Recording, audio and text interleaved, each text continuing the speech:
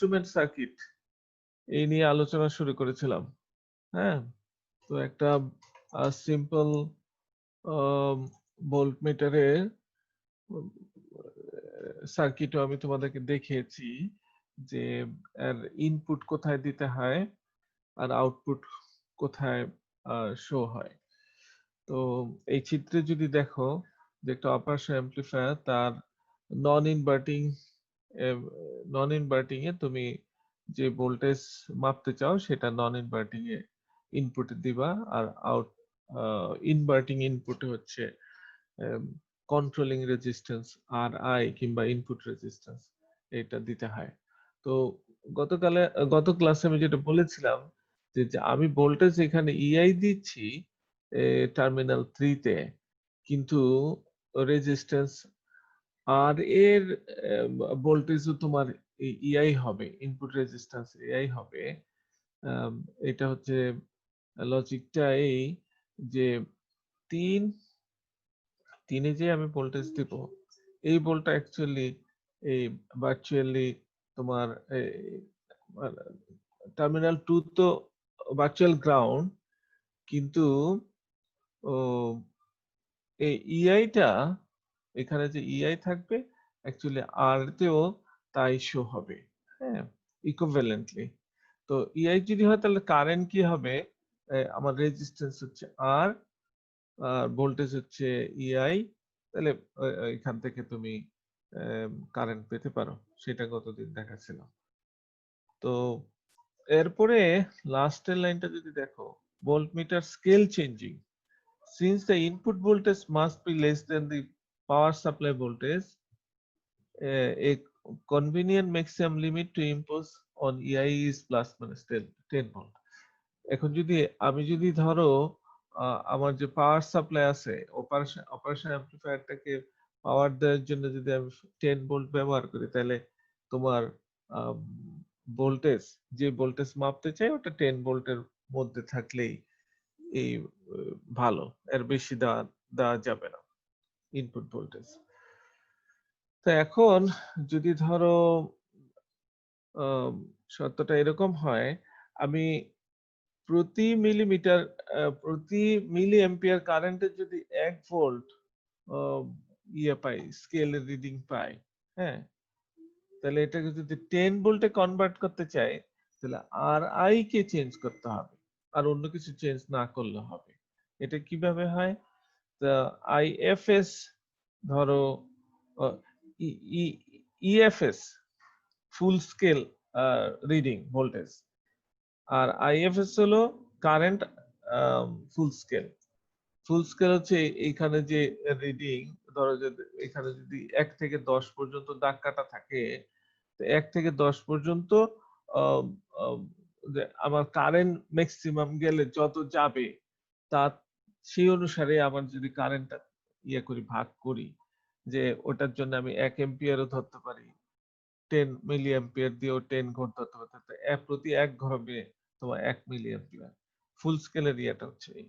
তো এখন কোন একটা পার্টিকুলার ভোল্টেজের জন্য যদি আমার এই স্কেলটা পুরাটা 0 থেকে হাইয়েস্টে যায়, ম্যাক্সিমাম ঘরে যদি যায়, তাহলে সেটা হচ্ছে কারেন্টের ফুল স্কেল রিডিং।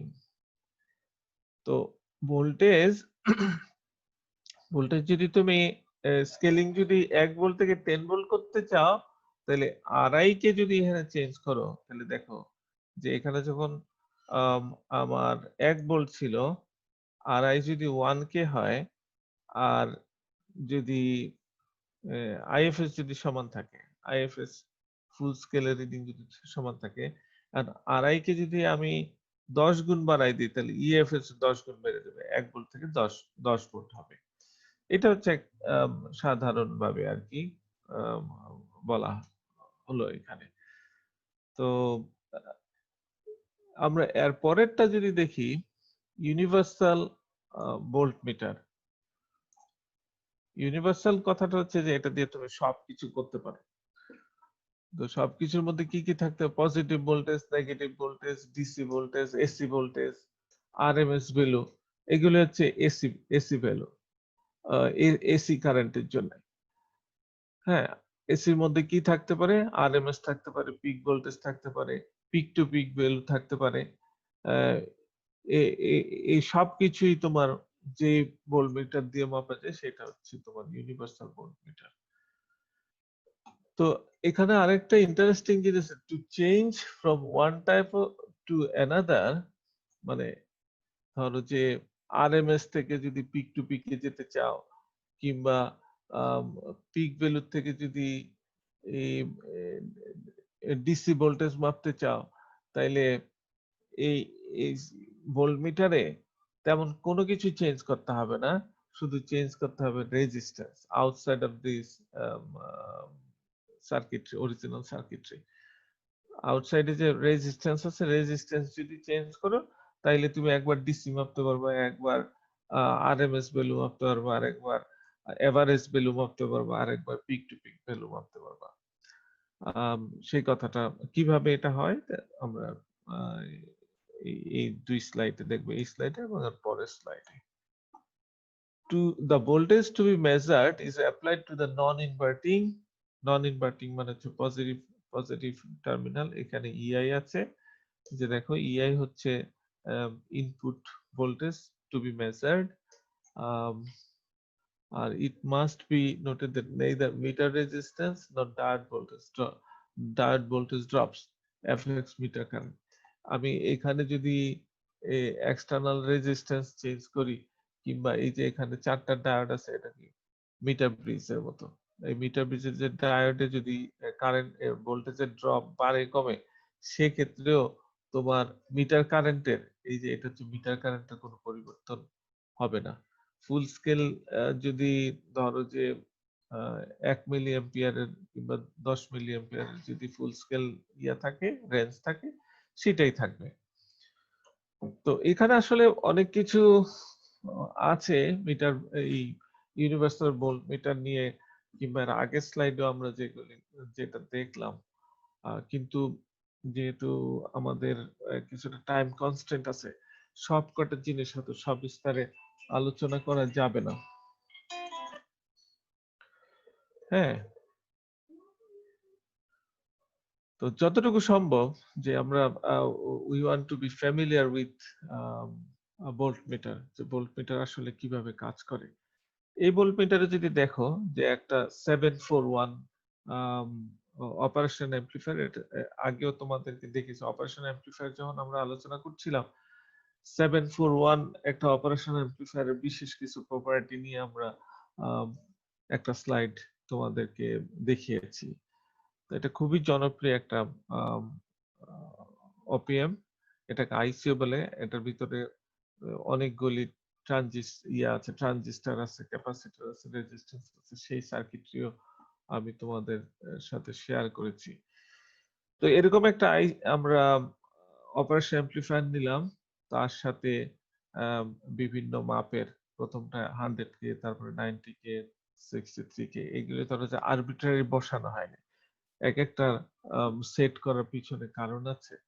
হ্যাঁ, তো যদি বলা হয় যে এই সার্কিটের কম্পোনেন্টস কি, এই components of high input resistance, high, এটা হচ্ছে একটা high input resistance operation amplifier, একটা ব্রিজ রেকটিফায়ার, এটা হচ্ছে ব্রিজ রেকটিফায়ার, এ মাইক্রোমিটার, এইটা হচ্ছে একটা মাইক্রোমিটার, তারপর ফিউ আদার ডিসক্রিট কম্পোনেন্টস, ধরো যে কম্পোনেন্টস মধ্যে এগুলি হলো রেজিস্ট্যান্স, এগুলি মিলে হচ্ছে তোমার একটা ইউনিভার্সাল মাল্টিমিটার বানানো যায়। তো ভোল্টমিটার আমরা এখানে যে আলোচনা করবো সেটা হচ্ছে শুধু ভোল্টেজ কিভাবে মাপা যায় সেটা। তো এই মাল্টিমিটার বলার কারণ হচ্ছে যে মাল্টিমিটার দিয়ে তুমি এই কতটুকু কারেন্ট আসে সেটাও মাপতে পারো, কতটুকু ভোল্টেজ আসে সেটাও মাপতে পারো। এখানে কিন্তু আমরা দেখছি যে একটা ভোল্টমিটার ভোল্টমিটার কিন্তু এটা ইকুইভ্যালেন্ট কি, যেটা শো করে কাটায় সেটা কিন্তু আসলে হলো কারেন্ট। এটা কেন কারেন্ট হিসেবে ভোল্ট ইকুইভ্যালেন্ট শো করে, আমি লাস্টে একটা স্লাইডে চেষ্টা করব তোমাদেরকে ওটা দেখাইতে, যে আসলে এই কাঁটাটাই বা কেন নড়ে। আশা করি তোমরা কম বেশি সবাই ইলেকট্রিসিটি এন্ড ম্যাগনেটিজম পড়েছো, যে কিভাবে মোটর কাজ করে, প্রিন্সিপাল অফ মোটর, সেটাও তোমরা এর মধ্যে হয়তো জেনে গেছো, সেকেন্ড ইয়ার অবশ্যই জানার কথা। সেই প্রিন্সিপালের বেসিসেই কিন্তু তোমার এখানে যে আমরা একটা মাইক্রো অ্যামিটার ব্যবহার করি, সেই প্রিন্সিপালে কাজ করে। এটার উপরে একটা স্লাইড আমি যোগ করেছি, পরে আশা করি তোমরা দেখবা। তো দেখি এখানে আসলে কি হয়। শুনতে পাচ্ছ কি সবাই? কম বেশি শোনা যাচ্ছে? কারো যদি শুনতে সমস্যা পাচ্ছি আসে, স্যার। গুড। একেবারে যদি সবাই নীরব থাকো তাহলে তার কোনো বোঝা যায় না যে আসলে তোমরা কিছু শুনছো কিনা। নুরুল আশিকিন, কি অবস্থা? তুমি কি শুনতে পাও? কোথায় আছো তুমি? জি স্যার, শুনতে পাই স্যার। তুমি ঢাকা না ঢাকার বাইরে? স্যার ঢাকার বাইরে স্যার। কোথায় ঢাকার বাইরে? স্যার তোমার ব্রাহ্মণবাড়িয়া নবীনগর স্যার। ওরে বাপরে, আমার নানার দেশের মানুষ তুমি। জি স্যার। তোমার তোমার যে একটা ছবি দেখছি সেখানে মনে হচ্ছে তো গভীর ভাবে মনোযোগ দিয়ে শুনতেছো, যদি এটা আগের ছবি জি sir. Undoubted. Anyway, I am just kidding. তো এই ছিল হলো গিয়ে তোমার মোটামুটি একটা ইউনিভার্সাল মাল্টিমিটারের সার্কিটরি, কি কি থাকে, কিভাবে অ্যারেঞ্জমেন্ট, সবই এখানে দেওয়া আছে। তো আমরা যদি ধরো এর আরেকটু ভিতরে যাই যেটা কিভাবে কাজ করে, let's see. When EI is positive, এই যে EI, যে যে ভোল্টেজটা তুমি মাপবা, সে ধরো যে তোমার একটা আননোন ব্যাটারি আছে, তোমার এটা ভোল্টেজ কতটুকু মাপতে চাও, তাহলে এইটা তুমি যোগ করবা কোথায়? এই নন inverting ইনপুটে। When EI is positive, I flows through the meter movement and diode D3 and D4. এটা যখন তোমার EI যখন পজিটিভ, তাইলে তোমার এদিক দিয়ে আউটপুট কারেন্ট হবে এদিক দিয়ে গিয়ে। আমরা এটা নিয়ে আর অ্যাম্পলিফিকেশনের বিষয়টা কোনো চিন্তা করছি না, যে এটা কতটুকু অ্যাম্পলিফাই করলো না করলো সেটা আমাদের এখন দরকার নেই। আমরা জানতে চাইবো যে ইআই এ কতটুকু ভোল্টেজ আমরা দিয়েছিলাম সেটা। তো ইআই যদি তোমার পজিটিভ হয়, তাহলে কারেন্টটা তোমার এদিক দিয়ে গিয়ে, যেহেতু এটা পজিটিভ ইনপুট, আউটপুট পজিটিভ হবে, তো এটা এদিক দিয়ে এসে এরপরে দেখো যে D1 এর দিকে যাবে না, এটা হলো রিভার্স বায়াস হয়ে যাবে। তো এই ব্রিজের মাঝে যে দুই মাথায় যে লাইন আছে এ দিয়ে যাবে, কিন্তু এখানে একটা তোমার কয়েল দেওয়া আছে, সাসপেন্ডেড কয়েল, যেটার সাথে একটা নিডেল যোগ করা। আলটিমেটলি এইটাই হচ্ছে তোমার অ্যামমিটার। যদি এটার ভিতরে কারেন্ট যায় তাহলে কয়েলটা ঘুরে যায়, এবং কতটুকু ঘুরে, ডিফ্লেকশনটা কতটুকু, that is directly proportional to the current flow through the um, um, coil. হ্যাঁ, এটার উপরে আমি বলেছি যে একটা স্লাইড আছে, পরে আমি হালকা একটু আলোচনা করবো সেটা। তো এদিক দিয়ে গিয়ে এভাবে তোমার সার্কিট কমপ্লিট হয়। এটা এখানে গ্রাউন্ড, এইগুলো সবগুলি ধরো যে এই মাথায় এদিকে সব গ্রাউন্ড আছে। হ্যাঁ, when EI is নেগেটিভ, কথার কথা একদম পজিটিভ হলে তুমি দেখলা এটা কিভাবে যায়। যদি EI যদি নেগেটিভ হয়, হ্যাঁ, EI নেগেটিভ হলে তাহলে এটাও নেগেটিভ। নেগেটিভ হলে তোমার কোন দিক দিয়ে যাবে? এটা এদিক দিয়ে গিয়ে এভাবে গিয়ে এভাবে আসবে। তো কাজেই দেখো, আম, আচ্ছা, নেগেটিভ যদি হয় তাইলে একটু ভিন্নতা আছে। হুম। When EI is negative, I flows through the meter movement and D1 and D1 and D2. তো D1 এবং D2 দিয়ে যাবে। হ্যাঁ, D1 দিয়ে যদি যেতে তাহলে এটা এভাবে গিয়ে এভাবে আসবে। নেগেটিভ যদি নেগেটিভ এটা যদি নেগেটিভ হয়, তাহলে কারেন্টের ফ্লোটা হবে তোমার এভাবে এসে এভাবে সার্কিট কমপ্লিট হবে। তো কাজে দুইবারই দেখো যে আমি যদি নেগেটিভ ভোল্টেজ দেই কিংবা পজিটিভ ভোল্টেজ দেই, কিন্তু এর ভিতর দিয়ে কারেন্ট যাবে একই ভাবে, সেটা হলো ইম্পর্টেন্ট। কাজে ইউনিভার্সাল বলার কারণে এখানে একটা আছে যে তোমার ভোল্টেজ আমার যাই হোক, নেগেটিভ হোক পজিটিভ হোক, ইয়ের অ্যামমিটারের কাঁটা একই দিকে ঘুরবে। হ্যাঁ, এটা আমরা কিভাবে করলাম যে বাই দিস ব্রিজ সার্কিট। তো এরপরে দেখো, the full scale deflection of the universal high input resistance voltmeter circuit shown in the figure depends on the function switch position as follows. এখানে এটা হচ্ছে ফাংশন সুইচ। এখানে দেখো যে একটা টার্মে 1 2 3 4 চারটা টার্মিনাল আছে। তো তুমি যদি 1 নম্বরে দাও, এই সুইচটা যদি 1 এর সাথে কানেক্ট করো, আর এখানে হচ্ছে 100 কে থাকে, হ্যাঁ, আর আমি যদি এখানে যদি সে ধরেছে 5 ভোল্ট দেই, 5 ভোল্ট ডিসি অন পজিশন 1, সবসময় 5 ভোল্ট ডিসি এখানে থাকতে পারে। তো এই পজিশনে যদি দাও, তাইলে দেখো কি পাওয়া যায়। R1 can be found from one of the following equations. এখানে কয়েকটা ইকুয়েশন আছে। ডিসি যদি আমার যদি ডিসি কারেন্ট, ডিসি মানে ডিসি ভোল্টেজ যদি আমি মাপতে চাই, কথা ডিসি ভোল্টেজ যদি মাপতে চাই, তাহলে আমার এখানে একটা রেজিস্ট্যান্স দিতে হবে। আর full scale DC divided by full scale current, আমার রেজিস্ট্যান্সটা এমন ভাবে সেট করতে হবে যাতে এখানে যে কয়টা ঘর আছে, এই যে এখানে ধরেছে 0 থেকে 100 পর্যন্ত ঘর আছে, এর বাইরে যেন না যায়। এটা হলো ফুল স্কেল আইএফএস। তো তার জন্য আমার একটা রেজিস্ট্যান্স সেট করে দিলাম।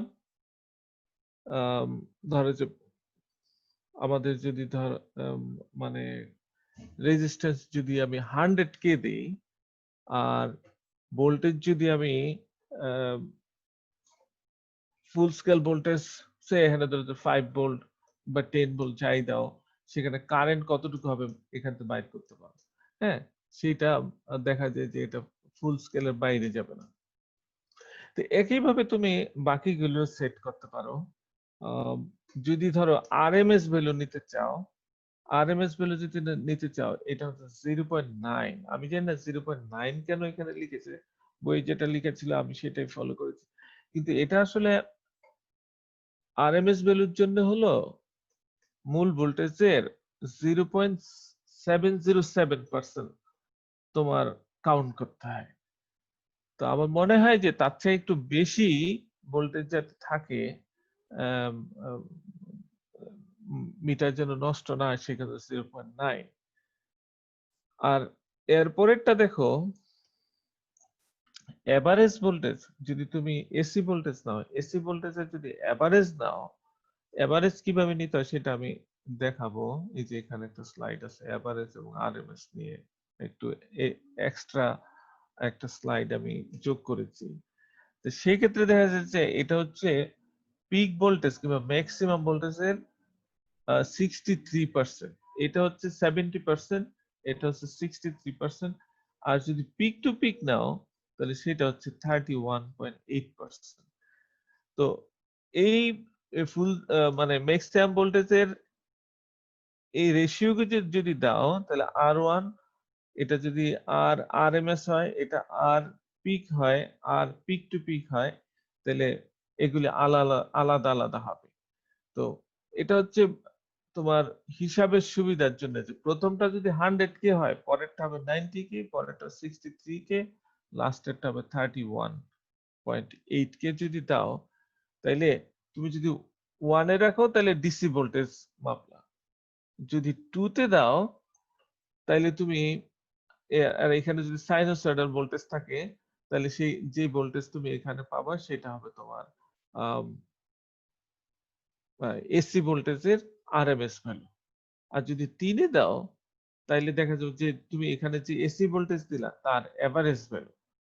আর যদি 4 এ দাও, তাহলে দেখবা যে এখানে যে তুমি যে এসি ভোল্টেজ দিলা তার তার তোমার পিক টু পিক ভ্যালু পাবা। এখন পিক টু পিক, তারপরে এভারেজ ভ্যালু এবং আরএমএস ভ্যালু বললাম যে এই তিনটার উপরে তোমাদের পিছনে একটা স্লাইডে একটু ইনফরমেশন শেয়ার করব। আপাতত দেখে রাখো যে এই ইউনিভার্সাল ভোল্ট মিটার দিয়ে, একটা মিটার দিয়ে জাস্ট শুধু তুমি যদি সুইচটা চেঞ্জ করো, যে নব আছে না, একটা নব যখন ঘুরাও, তো 1 নম্বর সুইচ যদি ডিসি দাও, তাহলে ডিসি মাপার জন্য এই সার্কিটটা রেডি হয়ে গেল। হ্যাঁ, তো এখানে যদি তুমি এর যে সাপ্লাই ভোল্টেজ আছে, সাপ্লাই ভোল্টেজের থেকে যদি কম ভোল্টেজ দাও, তাহলে এখানে যে ডিফ্লেকশন হবে, তুমি জানো যে 1 মিলি ভোল্টের জন্য, সরি 1 মিলি এম্পিয়ার যদি নড়ে, কিংবা এক কাটা যদি নড়ে, এটা নড়া মানে হচ্ছে এদিক দিয়ে কারেন্ট যাওয়া। তার ইকুইভ্যালেন্ট হচ্ছে 1 ভোল্ট। আগে ওটা ক্যালিব্রেশনের বিষয় আছে, ওই ক্যালিব্রেশনের সময় তুমি যদি দেখো যে এক ঘর গেলে 1 ভোল্ট থাকে, তাহলে এখন তুমি এখানে যে ভোল্টেজ দিলা, তার জন্য যদি এখানে যদি ধরো যে পাঁচ পাঁচ ঘর গেল, তাহলে 5 ঘর ইন্টু যে ক্যালিব্রেটেড 1 ঘরের যে ভ্যালু, তার থেকে তুমি এখানে হয়তো বলতে পারো যে আমার এই ভোল্টেজটা 5 ভোল্ট আছে কিংবা 7 ভোল্ট আছে, যাই থাকে আর কি। তো এভাবে তুমি এই সার্কিটটা ব্যবহার করতে পারো, প্রিটি সিম্পল। শুধু তোমার একটা অপারেশন অ্যাম্প্লিফায়ার লাগে আর কিছু ডায়োড আর রেজিস্ট্যান্স। হ্যাঁ, এখানে দেখো যে আসলে এই সার্কিট, আমরা সার্কিট নিয়ে ভিতরে অনেক কিছু বললাম, কিন্তু এই যে ধরো যে মিটারের মাইক্রোমিটারের যে কাঁটাটা নড়ে, হ্যাঁ, এটাই তো আসলে রিডিং দেয় যে কতটুকু কারেন্ট 1 মিলি অ্যাম্পিয়ারের জন্য ইকুইভ্যালেন্ট কত ভোল্ট। তো সেটা আসলে কিভাবে কাজ করে এখানে যদি একটু দেখো, এটা আমি সম্ভবত আজকে সকালে ইয়ার থেকে লিখেছি, বিকে মেহতা, তো খুব নাকি থেরাজের থেকে, থেরাজের সম্ভবত, থেরাজের সুন্দর করে একটু দেয়া আছে, principal of operation of universal volt metre. তো এটা যদি আমি একটু পড়ি, দেখো, the meter movement works on the motor principle and it is a current responsive device. এই মিটারটা হচ্ছে তোমার কারেন্ট রেসপন্সিভ, যদি কারেন্ট যায় তাহলে মিটারের কাঁটাটা নড়বে। হ্যাঁ, তাহলে বলেছে ভোল্টেজ যায়, তাহলে কিভাবে হয়? আসলে ভোল্টেজকে তুমি কারেন্ট সোর্স হিসেবে দেখাইতে পারো, ঠিক না? In a particular way. তো কাজেই তুমি আসলে যা মাপছো, এখানে হলো প্রিন্সিপালটা হচ্ছে যে যদি কোনো ভোল্টেজ ব্যবহার হয়, তো সেখানে কারেন্ট থাকবে, সেই কারেন্টটা আসলে রেসপন্স করে এই এই মিটারটা। The deflection of the pointer, এটা হচ্ছে pointer is directly proportional to the amount of current passing through the coil. Directly proportional, হ্যাঁ, এটা দেখো, ডাইরেক্টলি প্রপোর্শনাল। যদি ডাইরেক্টলি প্রপোর্শনাল না হইতো, তাহলে কিন্তু এই মিটার ঠিক মতো কাজ করতো না। লিনিয়ার লিনিয়ারলি প্রপোর্শনাল হয় এই ঘরে, এখানে যদি এক ঘরে তোমার 1 ভোল্ট ডিফাইন করে, এখানেও 1 ভোল্ট, এক ঘরে 1 ভোল্ট ডিফাইন করতো, আর না হয় এই স্কেল আবার অন্যভাবে দাগ কাটতে হতো। When DC current flows through the coil, the magnetic field so produced um, reacts with the field of the permanent magnet. এই যে দেখো এখানে দুই মাথা আছে, একটা পার্মানেন্ট ম্যাগনেট, দুই পার্মানেন্ট ম্যাগনেটের মাঝে একটা সাসপেন্ডেড কয়েল আছে। এই কয়েলের সাথে হচ্ছে তোমার এই ব্রিজ রেকটিফায়ারের ব্যালেন্সিং আর্মের সাথে যোগ। তো এই ব্যালেন্সিং আর্ম দিয়ে যদি কোনো কারেন্ট যায়, তাইলে এই পার্মানেন্ট ম্যাগনেটের এখানে যে ফিল্ড আছে আর এখানে যে ফিল্ড হয়, এই দুইটার আর আর রেজাল্টেন্ট হলো তোমার এই নিডেলটার ডিফ্লেকশন। তো তার থেকে তুমি বলতে পারো যে এখানে যদি বেশি কারেন্ট যায়, তাহলে এটা বেশি ঘুরবে, আর যদি কম কারেন্ট যায়, তাহলে কম ঘুরবে। তার থেকে তুমি ইকুইভ্যালেন্ট ভোল্টেজ মাপতে পারো। This is the idea behind this voltmeter. তো যেটা বলছিলাম যে আরএমএস ভ্যালু কি, আরএমএস ভ্যালু তোমার যদি একটা এটা তো আমার মনে হয় আমি তোমাদের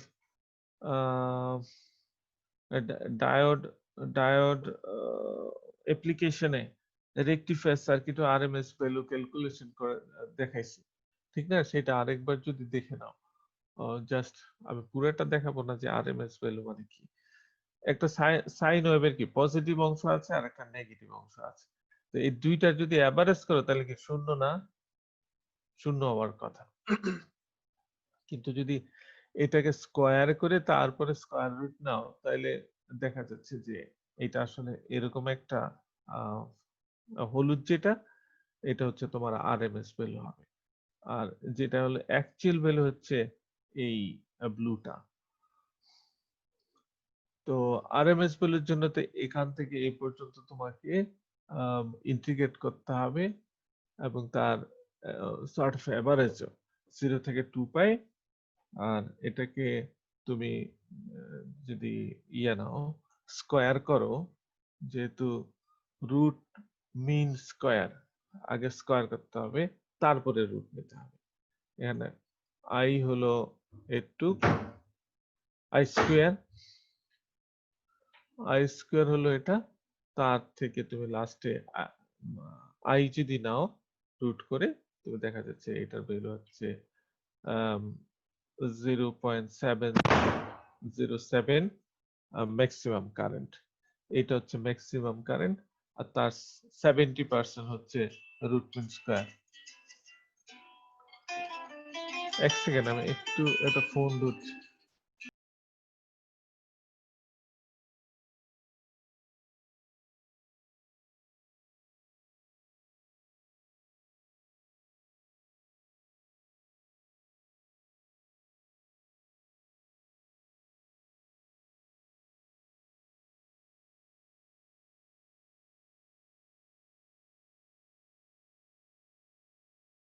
সরি, একজন ফোন করেছিল, আমাদের কলিগ।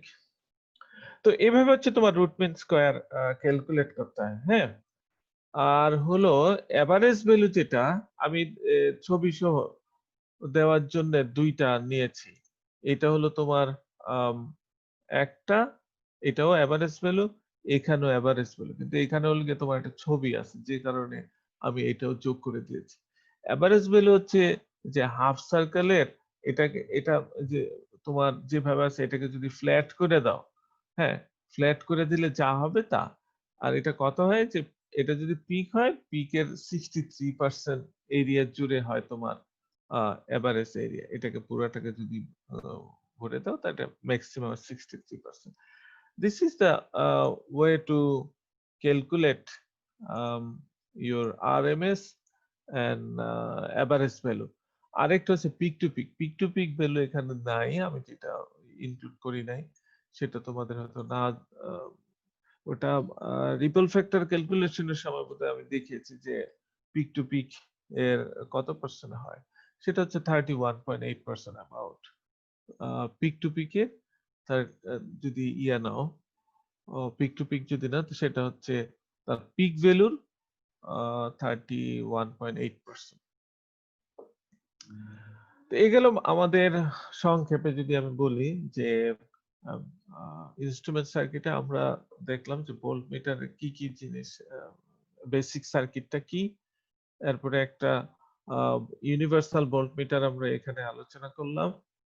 তো ইউনিভার্সাল কেন বলা হয় সেটাও দেখানো হলো এখানে, নেগেটিভ পজিটিভ, এসি ডিসি এবং এসির আরএমএস, এভারেজ এবং পিক ভ্যালু মাপা যায় বলে এটাকে ইউনিভার্সাল বলা হয়।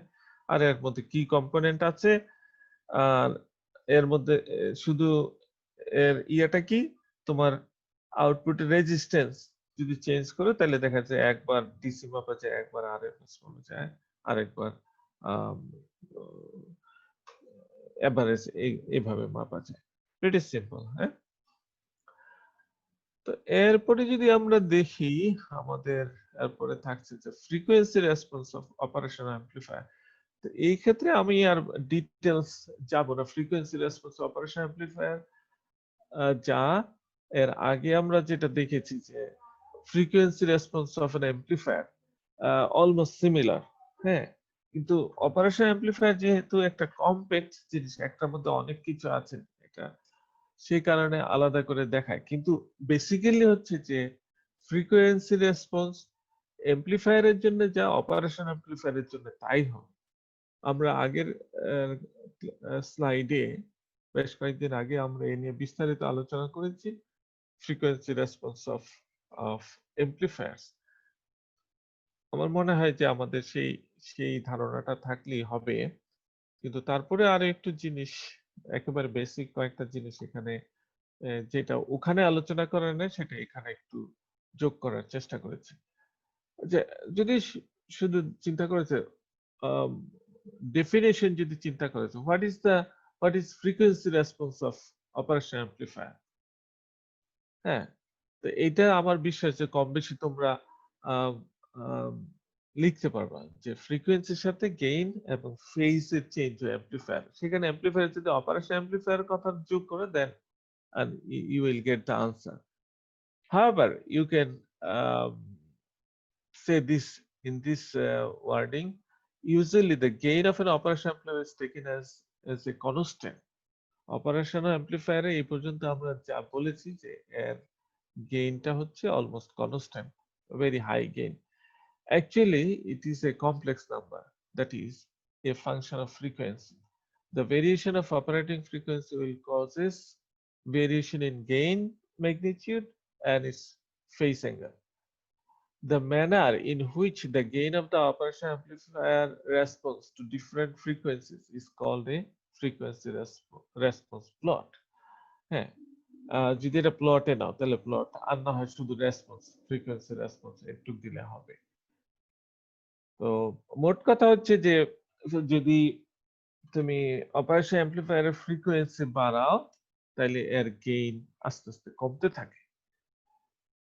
এই কেন কমে এ নিয়ে বহুবার আলোচনা হয়েছে যে এর ইন্টারনাল ক্যাপাসিট্যান্স, গেইনের সাথে হলো ক্যাপাসিট্যান্সের একটা সম্পর্ক আছে। ক্যাপাসিটার তোমার কোন সময় আননেসেসারি ড্রপ বাড়াই দিতে পারে, অথবা কোন সময় তোমার ড্রপ কমাই দিতে পারে। হাই ফ্রিকোয়েন্সিতে ইউজুয়ালি তোমার স্ট্রে লিকেজ কিংবা মিলার ইফেক্টও আমরা দেখেছি, ঠিক না? মিলার ইফেক্টের সময় আমরা দেখেছি যে হাই ফ্রিকোয়েন্সির সময় আসলে ক্যাপাসিটেন্স কমে যায়, যে কারণে ড্রপ কম হয় আউটপুটে। তো ড্রপ যদি তোমার আউটপুটে কম হয় তাহলে সেটা আসলে ultimately you will compensate that by lessening your gain. তো সেই কারণে আর কি যে যত ফ্রিকোয়েন্সি বাড়াও দেখা যাচ্ছে যে গেইন আস্তে আস্তে কমে। তো generally for an amplifier as the operating frequency increases, two effects become more evident. Key, the gain of the amplifier decreases, the phase shift between the output and input signal increases. সেখানে আমরা চেষ্টা করেছি যে phase shift নিয়ে আলোচনা করার জন্য, যে কারণে এখানে আর নতুন করে আমরা কিছু ডেরিভেশন দিলাম না, শুধু বোঝার জন্য কিছু টেক্সট ইনক্লুড করেছি। In operation amplifier, change in gain and phase shift as a function of frequency is attributed to the internally integrated capacitors as well as stray capacitances. বুঝেছো? ইন্টারনালি ইন্টিগ্রেটেড যে ক্যাপাসিটরস আছে তা, এবং যে বিভিন্ন কানেকশনের জন্য যে স্ট্রে ক্যাপাসিট্যান্স আছে, এগুলি আসলে তোমার অপারেশন অ্যাম্প্লিফায়ার ফেজ শিফট এবং গেইনের চেঞ্জের জন্য দায়ী বলে তুমি ধরতে পারো।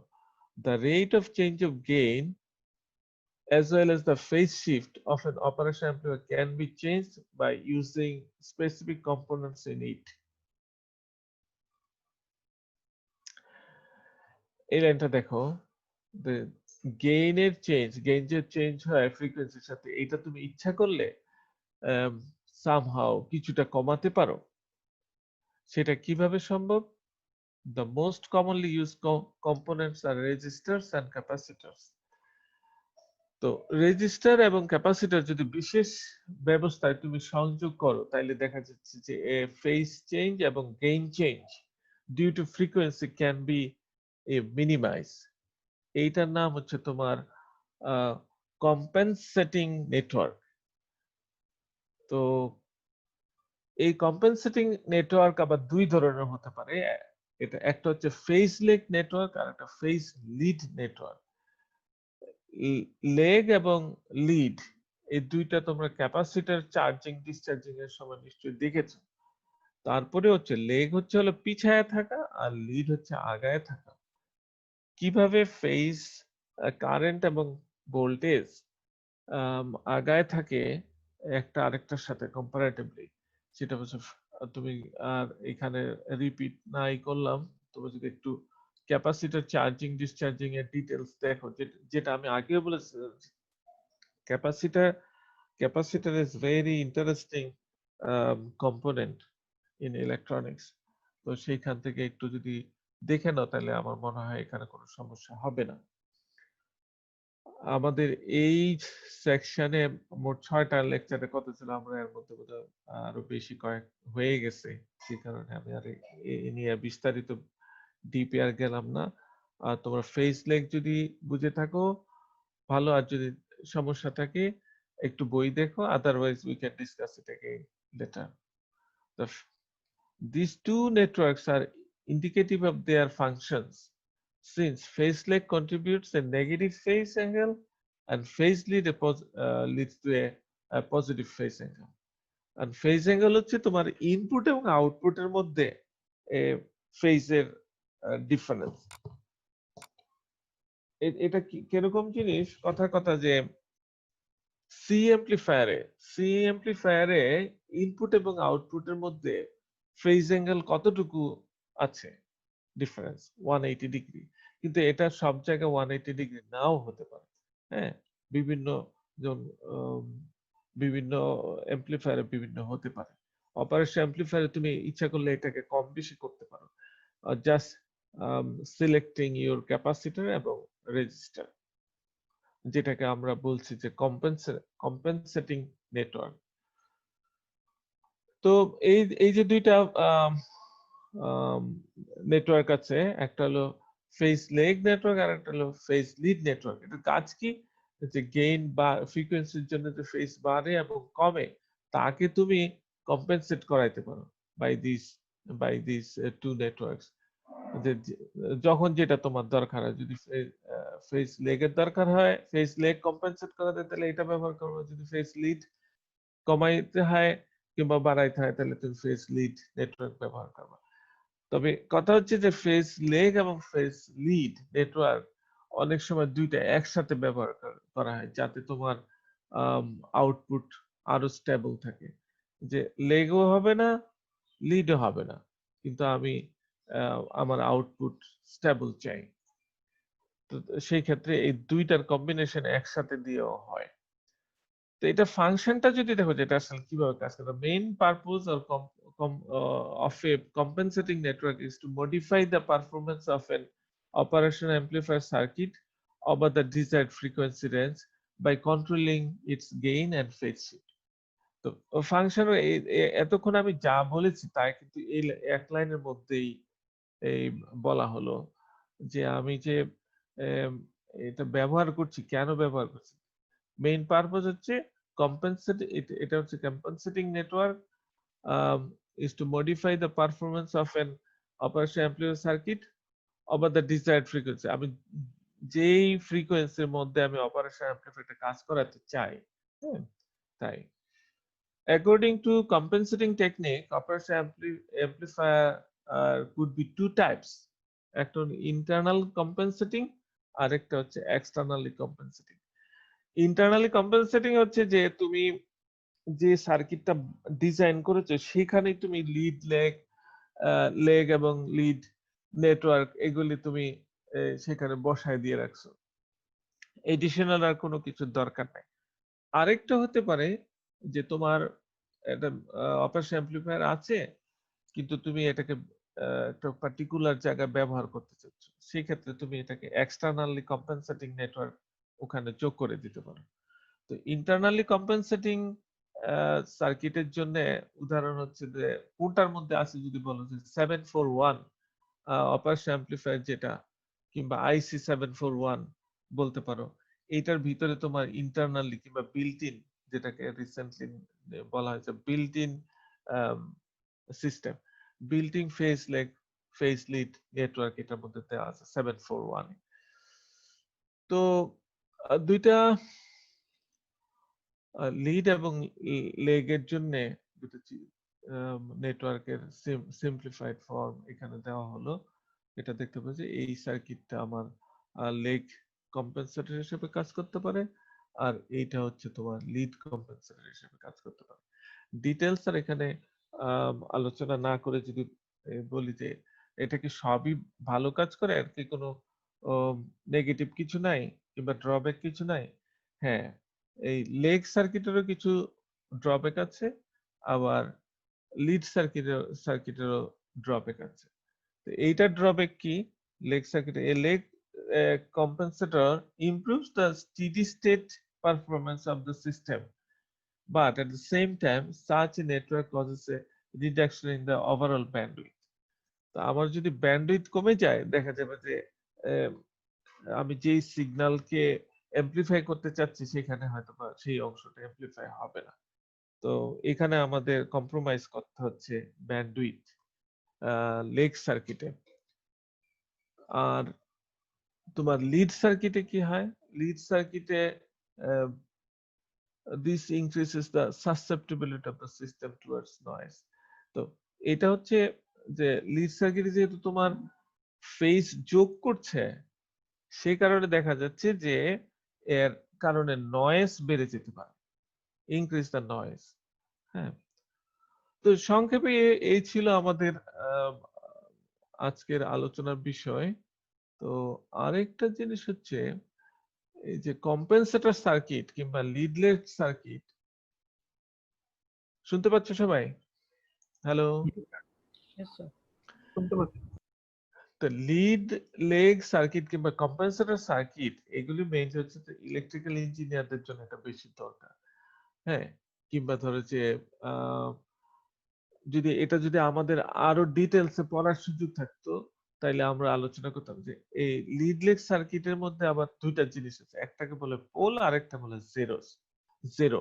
হ্যাঁ, পোল এবং জিরো এটা হচ্ছে আবার ট্রান্সফার ফাংশন বলে আরেকটা কথা আছে।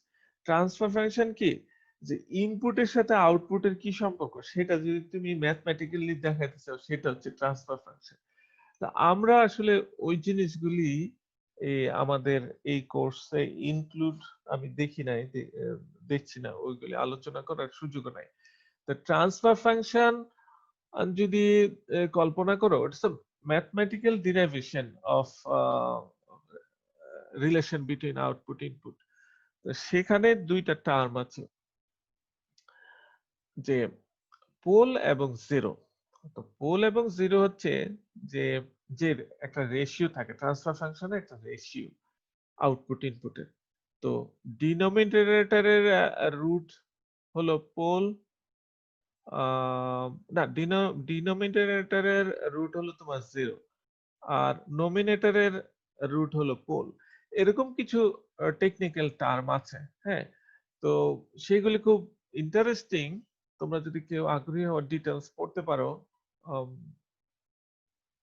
তো আমি পড়তে গিয়ে দেখলাম যে এক জায়গায় এটা তোমার পরীক্ষা আমি দিব না কোনো অবস্থাতেই, যেহেতু আমি এটা ডিটেলস পড়াই না, but I have include this one as sample example. এটা ইচ্ছা করলে দেখতে পারো যে আসলে কিভাবে পোল এবং জিরো ক্যালকুলেট করতে হয়। আহ, হুম আর পোল এবং জিরো প্রপার্টি বা কি এখানে একটা আছে, আমি একটা ওয়েবসাইট থেকে এটা কাট পেস্ট করেছি। তোমরা ইচ্ছা করলে আরো ফার্দার বই দেখে পড়তে পারো, মোস্ট ওয়েলকাম। তো আমি আজকে এখানেই রাখতে চাচ্ছি, কি বলো? তোমাদের কোনো কোয়েশ্চেন সো ফার? স্যার ওইখানে এভারেজ স্যার জিরো হওয়ার কথা না, আপনি বলছিলেন না? হ্যাঁ, এভারেজ যদি ধরো যে অর্ধেকটা যদি এভারেজ নাও, এই পজিটিভ হাফের যদি এভারেজ নাও, তাহলে কত? এখানে দেখো 0 to t/2, এটা হচ্ছে এখান থেকে এ পর্যন্ত হচ্ছে টি, এ পর্যন্ত হচ্ছে কি হাফ টি, ঠিক না? হ্যাঁ স্যার। সেটা ধরো, কিন্তু এবার এখানে যদি ধরো এটা হচ্ছে ফ্রিকোয়েন্সি দিয়ে নিচ্ছে আর এটা হচ্ছে অ্যাঙ্গেল দিয়ে নিয়েছে। হ্যাঁ, তো 0 টু পাই, 0 টু পাই এর এভারেজ কত?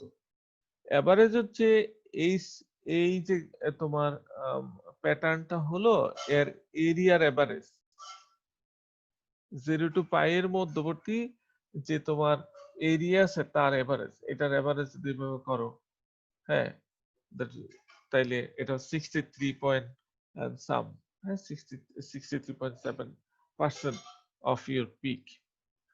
এটা যদি তোমার ইয়া হয়, এটা একটা সাইনোসয়েডাল ওয়েভ না, এটা যদি তোমার ইররেগুলার যদি কোনো ওয়েভ হয় তার কিন্তু আবার এভারেজ এটা হবে না, এটা একটা পারফেক্ট সাইন ওয়েভ, তার এভারেজ হবে তোমার এরকম। এটা কিন্তু মনে রাখতে হবে। Okay sir. এই স্লাইডটা তোমার আগে আমি এগুলি দেখাই দিছি, কিন্তু যেহেতু এই অংশে তোমাদের আরএমএস ভ্যালু, তারপরে এভারেজ ভ্যালু, তারপরে পিক টু পিক ভ্যালুর বিষয় আছে, এর জন্য এটা যোগ করে দিলাম। এটা চোখ বুলাইলে পারো, নাথিং এলস। ঠিক আছে, সংক্ষেপে একটুকুই মানে বলা যেতে পারে আর কি, যে আমাদের ইউনিভার্সাল মাল্টি হাই, এটার নাম হচ্ছে high input resistance universal voltmeter. যদি এটা হাই ইনপুট বলা হচ্ছে কারণ কি, আমি যে অপারেশন অ্যাম্পলিফায়ার ব্যবহার করছি এটার ইনপুটে রেজিস্ট্যান্স হাই। এটা যদি না হয়, এখানে যদি ধরা যায় হাই ইনপুট ইম্পিডেন্স যদি না হয়, তাহলে এই পয়েন্টকে আমি তোমার ভার্চুয়াল গ্রাউন্ড বলতে পারবো না। ভার্চুয়াল গ্রাউন্ড যদি না হয়, তাহলে এই ভোল্টেজ এখানে শো করবে না, ইআই এখানে আসবে না, ইআই এখানে আসবে না, ইআই এখানে আসবে না। বুঝেছো যেটা এখানে বলা হচ্ছে? এই 2 যদি ভার্চুয়াল গ্রাউন্ড না হয়, তাহলে কিন্তু এটা হচ্ছে ই, হ্যাঁ, এই ই কিন্তু এটার ই এর সমান হবে না।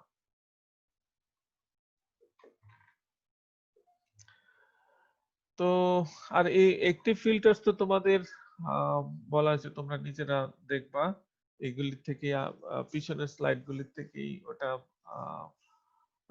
ডিফাইন করতে পারো। তো আমরা অপারেশন অ্যাম্পলিফায়ারের বিস্তারিত আলোচনা করার চেষ্টা করলাম ইয়েতে, বুঝেছো? আমার কাছে সিলেবাসটা, এক সেকেন্ড ধরে আমার একটা ফোন আসছে দেখি।